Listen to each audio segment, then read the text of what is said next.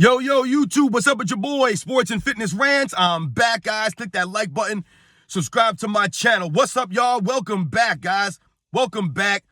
Got another great video for you guys today. As usual, you guys know the deal, man. You know what we're doing here. We're going to continue to celebrate Michael Jordan. We're going to continue to celebrate the 80s and the 90s, put some respect on this man and his era, because we know what people have been doing. They've been telling lies about Michael Jordan. Even people that played in his era are telling lies about Michael Jordan. And today we're going to go back to Isiah Thomas again. I told you, I'm going to take aim at Isiah Thomas and some of the comments that he's made over the last several years, because some of his takes are just as outlandish as Scottie Pippen's with the lies. I told you, I do not care if you believe Michael Jordan's the greatest basketball player of all time. None of this has anything to do with anything. It's about the lies. Put some respect on Michael Jordan's career, his legacy, and stop making up stories and telling lies about this man. Guys like Isiah Thomas and Scottie Pippen, it's lies, man. This is not their opinions. This is not facts. These are just lies. Opinions and lies are not the same thing. So in this video, we're going to talk about Isiah Thomas and him wanting an apology from Michael Jordan. And why Michael Jordan is the oldest dude, no apology, man. Owes you nothing, Isiah Thomas. You guys know what to do. Turn the volume all the way up. Hit that play button. Listen to the information I have for you guys. I know my videos aren't flashy. I know that. But the information's there, guys. So just pump that volume. Hit that play button. Remember, these videos are for educational purposes. And let's roll.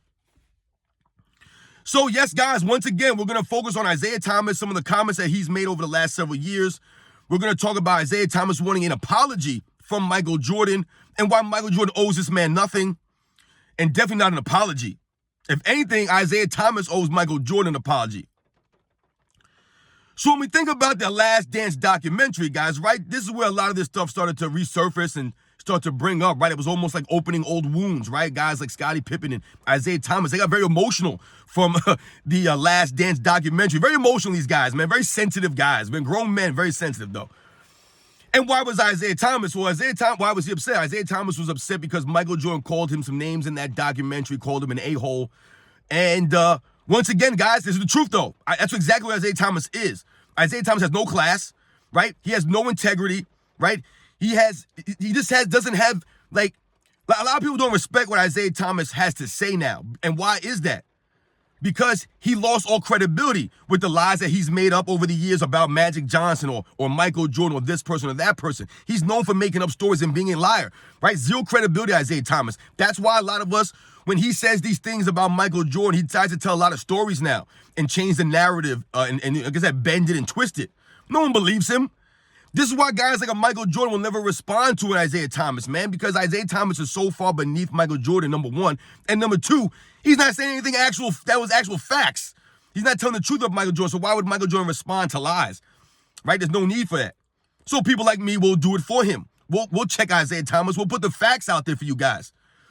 Because the fact of the matter is, guys, Isiah Thomas was an a-hole. He has no class, like I said. And where's the evidence of that? Why was Michael Jordan upset, and why did he say that about Michael Jordan, right? What was being mentioned in the documentary? Isiah Thomas and the Detroit Pistons walking off the court after the 1991 Eastern Conference Finals. Now, I've listened to Isiah Thomas talk about or give his reasonings why they did that, and it's not valid. He says something about the Boston Celtics did the same thing to them when they beat the Boston Celtics in 88, I believe. Now, here's the thing, though, when he says that, I get that. However, though, the Celtics and the Pistons had more of a contentious rivalry. Why was that? Because both of those teams were more evenly matched than Michael Jordan's Chicago Bulls were ever to the Detroit Pistons those first couple of seasons that they were beating Michael Jordan and the Bulls, right? Sorry, guys, it's raining, so I hope you guys can hear me, man. It's raining hard out there. But when we think about Larry Bird and the Boston Celtics battling against the Detroit Pistons, right, 87 and 88, we have to think about the matchups, right? The teams were more evenly matched, right? That's why it was a greater rivalry than necessarily the Bulls and the Pistons. Isiah Thomas likes to bring up that he beat Michael Jordan a lot, but he never brings up the context there. The Detroit Pistons of 87, of 88, were way better than the Chicago Bulls of 87 or 88 or 89, right? So when he says these things, he's not being, he's being disingenuous, right? Michael Jordan's teams were nowhere on the level of the Detroit Pistons teams. But Larry Bird's Celtics was more comparable. So when we think about the Detroit Pistons, we think about the Chicago Bulls, we think about Isiah Thomas talking and saying all these things about the Celtics and how they walked off the court. That was a different rivalry there. That was a much different rivalry. So I can see the Detroit Pistons wanting to walk off on the Celtics. They should have walked off on the Celtics. Why would you walk off on the Bulls? It's not relevant when he says that. Also, we have to think about this. And I've talked about this in other videos, guys. After the 1990 Eastern Conference Finals, which went 7 games, guys, right? A 7-game series. We all talk about that as what? The Pippen migraine game, right? Played like 30-plus minutes, scored 2 points. He was like, 1 of 10 from the field. Was a shell of himself out there. Did not help Michael Jordan. Michael Jordan, I think, scored 32 points in that game, 8 rebounds, 8 assists. And I believe the Bulls lost by like 15 or so. They lost handedly because Michael Jordan was out there by himself. I believe the second best player he played with was Brad Sellers, right? Those were his best teammates, and Craig Hodges. Not Scottie Pippen, like most people always try to tell you. Scottie Pippen was always there. He was not. But what we must think about is after that game 7, immediately after that game, right? Like I said, the Bulls handedly lost that, guys, right? For the 3rd year in a row now, right? 88, 89, and now 90. Third year in a row, they were eliminated by the Pistons. What happens after the game? Michael Jordan stays on the court and proceeds to shake everybody's hands. Everyone's hands, guys. Isiah Thomas's hand. And as a matter of fact, if you guys go back and you watch the end of the game, guys, after the game, Michael Jordan's there. Like I said, he shakes Isiah Thomas's hand, and immediately they grab Michael Jordan for an interview on the court. I've talked about this also before, guys. On the court, still sweating, the towel around his neck and everything. They interview Michael Jordan. Did he wave them off that he was aggravated that they lost a game 7 and he didn't have any help? He was out there by himself, essentially. No, he wasn't aggravated about that. He did the interview. And what did he say? I've told you guys. He said, we're not there yet. We want to get to where they are, talking about the Detroit Pistons, but we have to work harder. We're not there yet. That's what he said. Always showing class, right? Never putting his teammates on Front Street, never throwing them under the bus, never making it about them, never making excuses. He says, we're not on their level. We need to get where they are. We're not there yet. He didn't make any excuses. Oh, these guys are fouling me every time up the court, or I was dealing with an injury, or I didn't get any help from Scottie Pippen, or my teammates aren't good enough. Yeah, he didn't say any of that nonsense. We are not there yet. We need to get on their level. We want what they have. That's what he said, we. So when we think about that, Michael Jordan staying on the court, shaking everybody's hand, exhibiting class, why would Isiah Thomas and the Pistons, why would they not, right, reciprocate that? Why would they not come back the next season after they got beat down 4-0, right? They got beat down in the 91 Eastern Conference Finals, guys, right? The Bulls emerged. They finally caught up. Where was Isiah Thomas and the Pistons then? They got beat down and then walked off the court. And the funny thing about that series, we've also often heard people talk about the Pistons were old when the Bulls beat them in 91. And I've debunked that, so have many other people 100 times over. If you say the Pistons were old, then you obviously do not know basketball. You excuse yourself from the conversation. You definitely didn't watch basketball back then. But anyway, when we think about the Pistons, guys, in 1991 when they lost or whatever, people think that they were washed up and old. As a matter of fact, guys, it's the contrary. They were back-to-back defending champions. In the preseason, they were favorites to win again. People were picking them to three-peat. And the Detroit Pistons, after game 2, they went down 2-0, right? And they were going back to Detroit for game 3, guys, right? Isiah Thomas said, this is going to be the hardest game the Bulls are ever going to have to play. That's what he said going into that game 3, guys.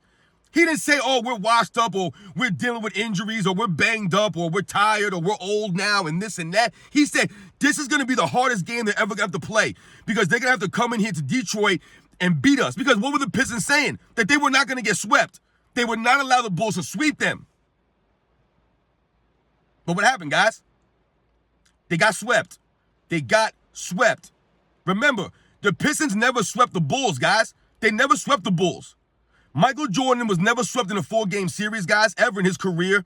Never got swept by the Pistons. 88, 4 games to 1. 89, 4 games to 2. 1990, 4 games to 3. But Michael Jordan, the Bulls, swept the Pistons out of there. And they were so upset and hurt by that Isiah Thomas, the leader of the team, decided to walk off the court early. Something that Michael Jordan, the Bulls, never did to them in the previous 3 eliminations. Never did that.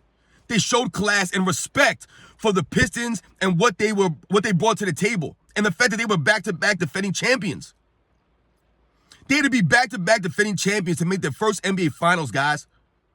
It was not a cakewalk. The Pistons weren't old or washed up. They were in the Eastern Conference Finals again. So that's why Michael Jordan calls Isiah Thomas an a-hole, and that's why Michael Jordan's 100% on the money when he says that. It's like when people call Michael Jordan, or some of his teammates call him names about how he was in practice, right? It's true. He was rude. He was abrasive. He was hard on these guys. He'll take it personal. He says, if you don't want to play that way, then don't play that way. For Isiah Thomas to get upset about Michael Jordan having a problem with them walking off the court, if he doesn't understand why that is, that's my problem with Isiah Thomas. That's the problem that a lot of people have with Isiah Thomas, which is one of the reasons he was not on the Dream Team. That's one of the reasons, guys. You think these guys want to play with someone like Isiah Thomas? With no class, no integrity, walking off the court, mad rude, making up lies about guys like Magic Johnson and Michael Jordan? Isiah Thomas, he kept himself off the Dream Team. Yeah, we all know that Michael Jordan didn't want to play with him, and a lot of these other guys didn't want to play with him, right? It wasn't just Michael Jordan, guys, but it was Isiah Thomas's fault ultimately why he was never on the Dream Team. It was his personality, the way that he carried himself. No class, man. No honor. No integrity, man. So shout out to Michael Jordan, man.